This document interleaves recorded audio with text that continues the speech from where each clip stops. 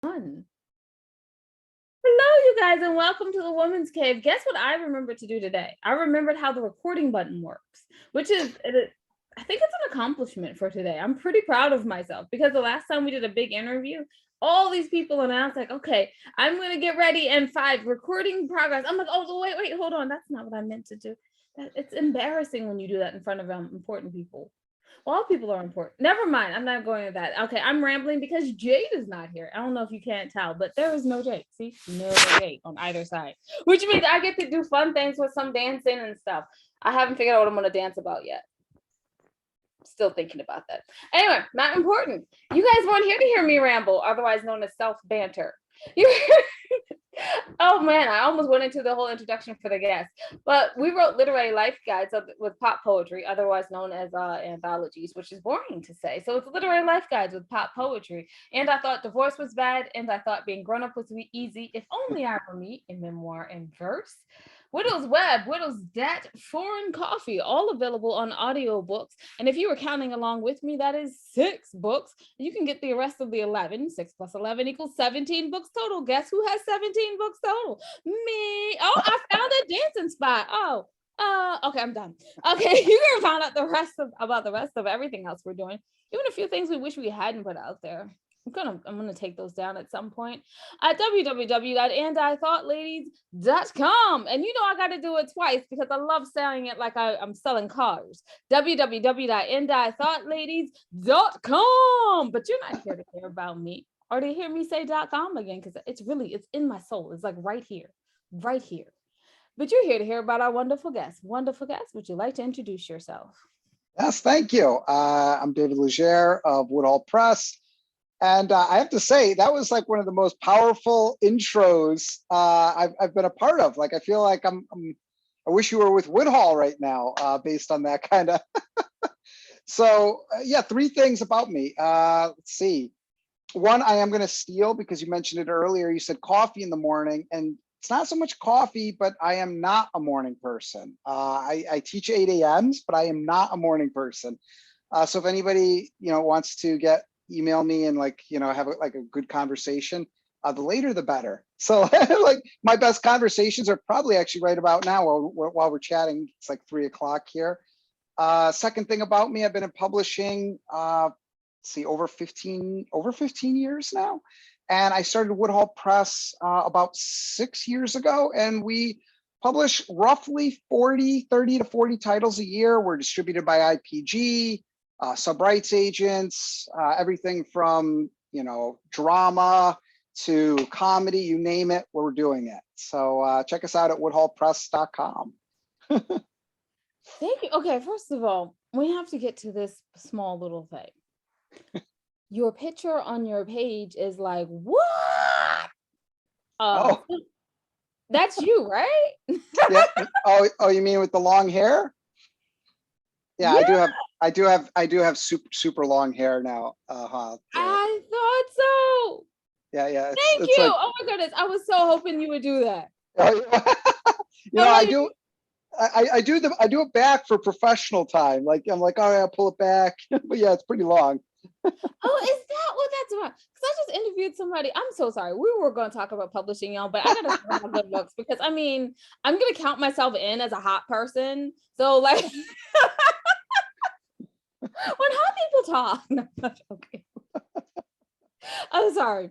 Oh no, but I interviewed an Australian author a couple of days ago, and he had long hair and he looks great with it, right? And then he gets on the interview and it's all pulled back, and I mean real tight. Do you want me to keep it down? I can keep it down. However you feel comfortable is perfectly fine.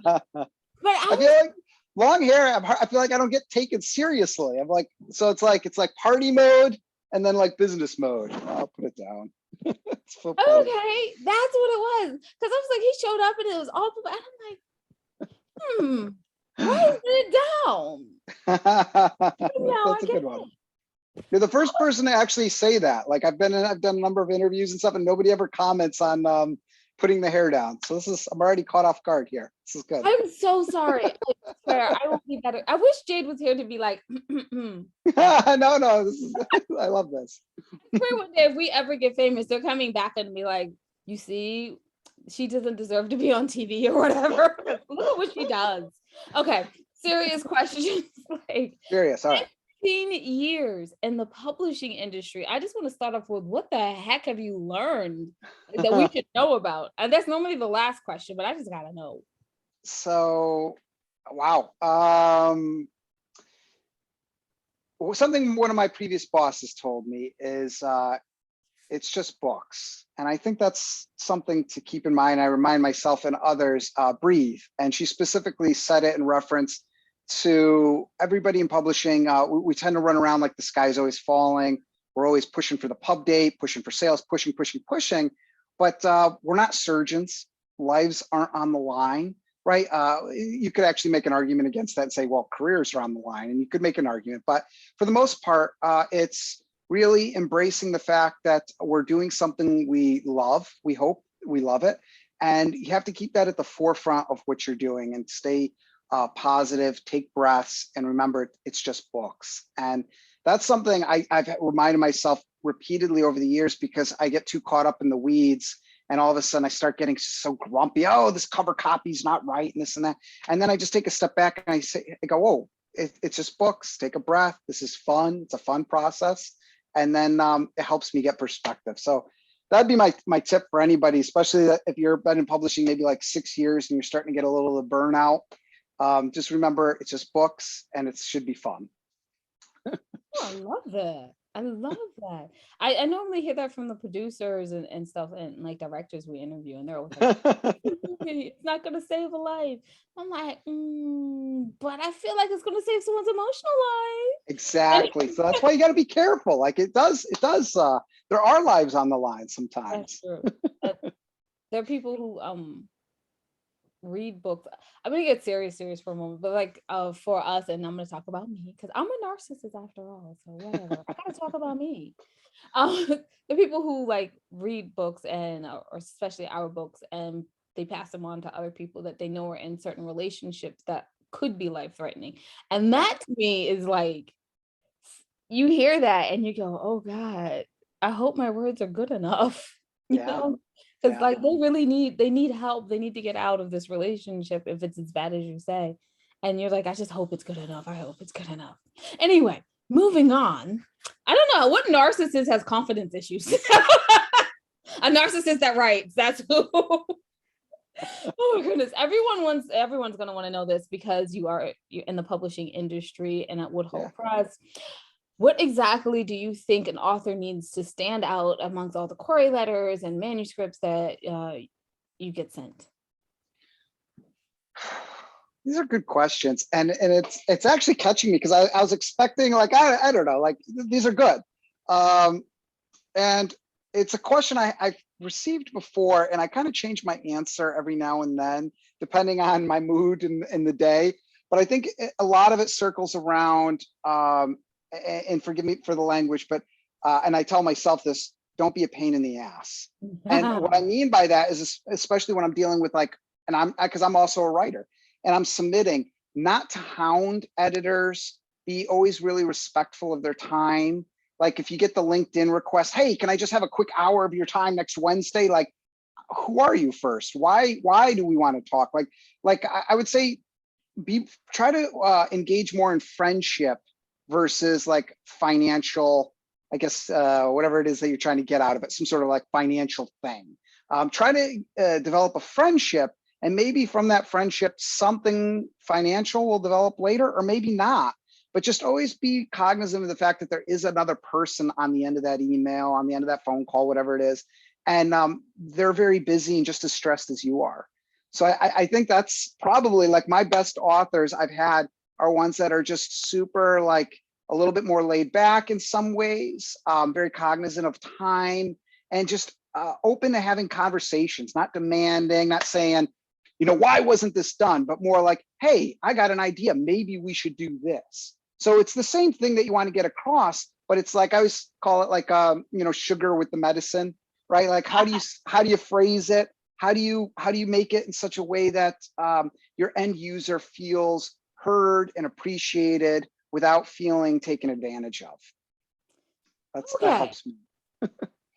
So fun, just a little bit more fun. I'm hoping that this, because you keep going, oh my, these questions, and I'm like, am I being No, they're good questions. These are good questions. me serious? Like doing my actual job, this feels wrong. Oh my goodness. All right, I'm tempted to like to go all the way off the deep end and do a whole nother like Bailey Patrick mistake and or something like that. If you don't know what I'm talking about, go back to his interview and the way I start that interview. Yeah. I will actually watch that then after this. I'm gonna have to check that out. It's not great. But you have a podcast. I do. Sort of. I published this over lunch, and it started because I had a friend of mine who, it was the pandemic, and we just wanted to talk, and we wanted to talk about books. And he said, "Hey, let's do an interview," because I was the editor on his book. So it started as an Instagram live, and we just talked. And we did it over lunch, and I was publishing advice. So I just said, well, maybe I'll just keep this going. So I do an Instagram live. Now, I used to be every Wednesday, and I just, it was too much. So now I do like 1 to 2 a month, and then I convert them to Facebook, and then I rip the audio, and it's available on all the formats, iTunes, Spotify, all that stuff. And apologies if anybody listens. Sometimes you're going to hear some, like, the audio is not great, and it's because it's me. I'm doing all the audio work. I don't hire anybody. And I've gotten a little better at it. The newer episodes, I think, definitely have better sound quality. Oh, you sound like us when we first started. I was like, I started taking I was taking an audio engineering class, and they were like, oh, podcast. And I was like, what the heck? There are people here. Let's talk. Oh. Isn't that great, though? Just jumping in like head first and just being like, I'll figure out how to swim. We'll do it. Everyone goes, well, how long does it take you to plan? And I'm like, a couple of days. A few weeks. Like we're kindred here. This is much what I do. But I'm sure you use, oh my goodness, y'all, I'm about to do a segue. I'd like to have a segue death clap, please. Thank you. Okay, let's hope I remembered the segue. Nope, forgot it. Anyway, moving on. Hold on, I think I might be able to pull it back. Hold on, give me like 3 seconds of silence. Yeah, no, it's not coming up. So you're the CEO of like Woodhull Press. Tell us how that got started, or was you founder? I can't remember which one. Hold on, let me check. Yeah, so it started as a writers group. I was in grad school, and I've worked in publishing with other publishing houses. And while in grad school, me and a few friends, we had all graduated. And one of my friends said, hey, let's do a writers group. Let's keep this going, keep the momentum going. So I said, sure.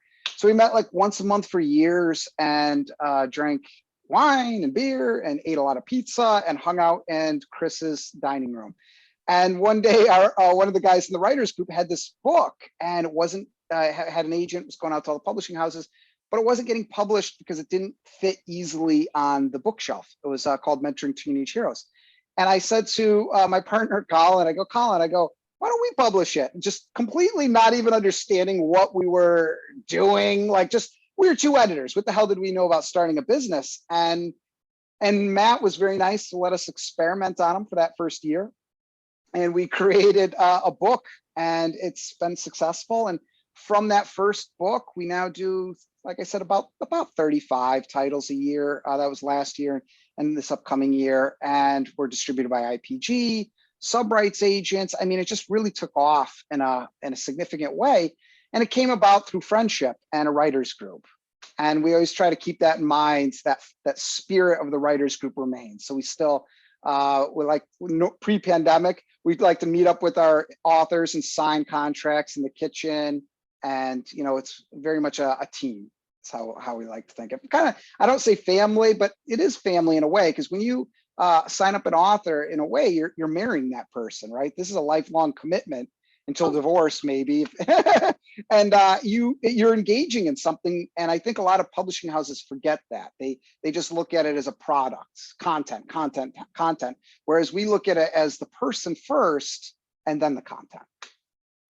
Okay. Well, I was all excited about possibly one day not being self-published and getting a publisher. Oh, and then you said marriage, and I'm a bigger fan of divorce. It is a little bit like that. So I no longer want a publishing. So the publisher that said yes to me, ixnay that. I ain't going through another one. Well, depending on how your contract looks, you can get out of that marriage right later on. But it is, I mean, you're trusting that person to take care of your baby and put it out in the world and do right by it. And that's like a huge commitment, that's a huge trust you're giving them.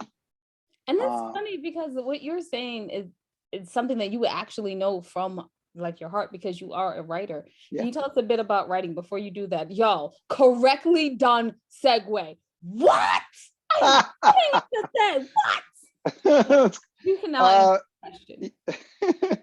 Yeah, so I always consider myself a writer first. Yeah, and I think in publishing, it's good to have that. How many editors do you know are still writers? I've often heard this expression, those who can't write edit, right? And those who are in publishing never actually, engaged in real and meaningful writing.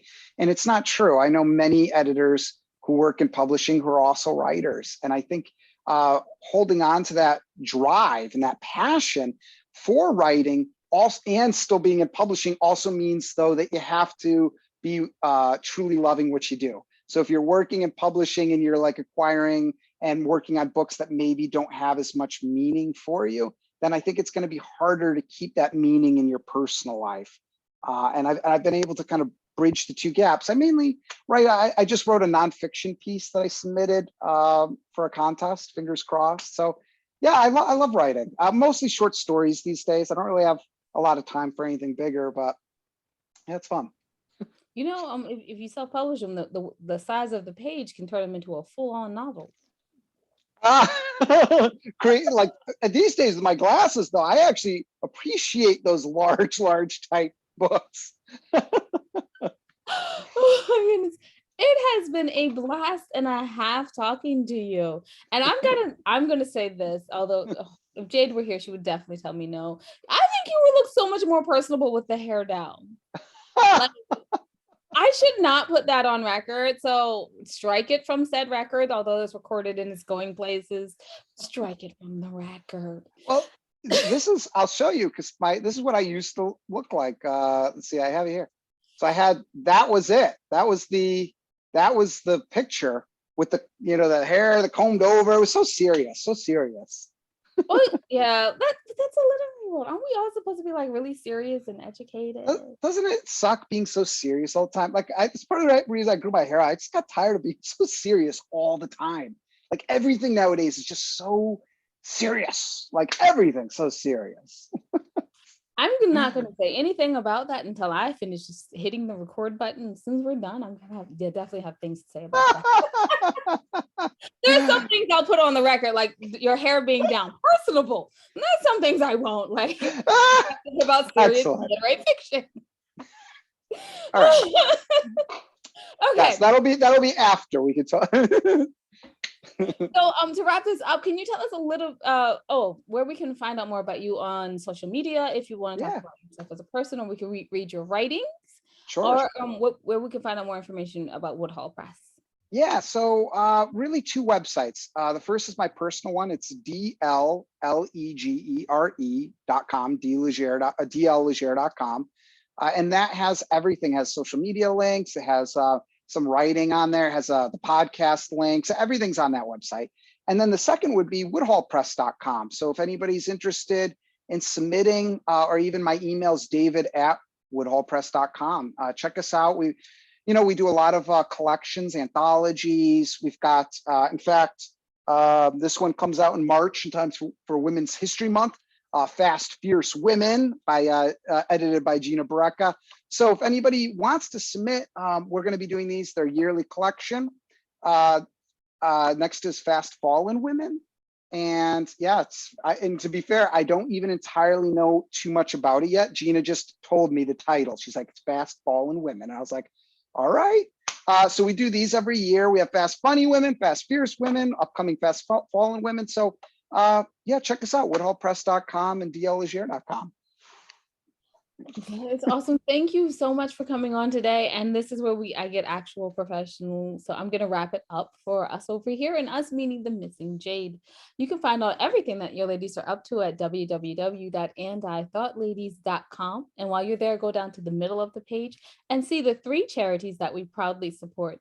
We would thank you in advance for supporting them too. They especially need it during the recovery time of COVID. I mean, we all need help, so you know they need help. And remember that wisdom is all around you if you're open to finding it and accepting it. So peace and love, you guys, from Winona and the missing Jade.